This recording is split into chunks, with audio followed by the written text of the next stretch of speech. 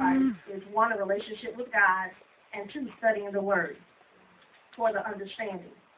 And lastly, we have to understand, we need to learn and understand the things that we speak out of our mouths will either birth life or kill life.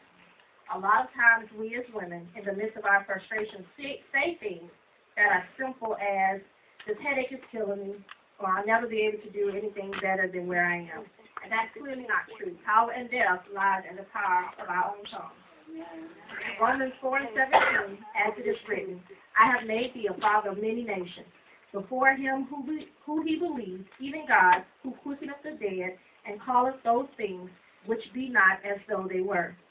We can never fully reach who we are to be in Christ when every time we open our mouths, we are killing ourselves and others that we come into contact with.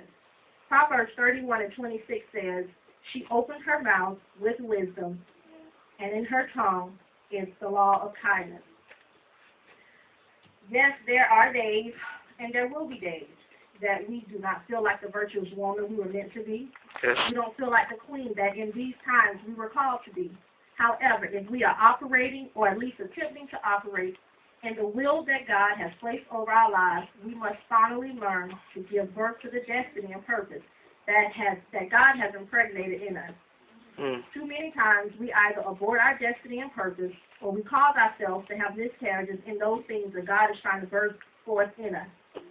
To know who you are in Christ, you have to stop allowing people, things, and even ourselves to cause us to have stillborn. Wow.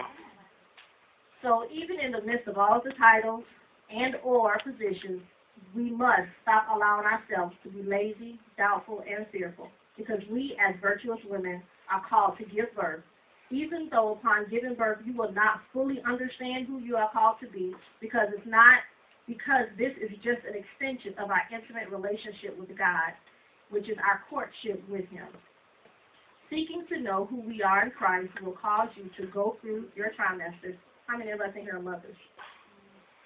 I have 4 babies. So I understand those trimesters. Can't go in that and at the beginning of the relationship with Him, we have to take our prenatal vitamins, which is the Word. As nasty as prenatal vitamins are, we all know that they're big and we hate it. A lot of times we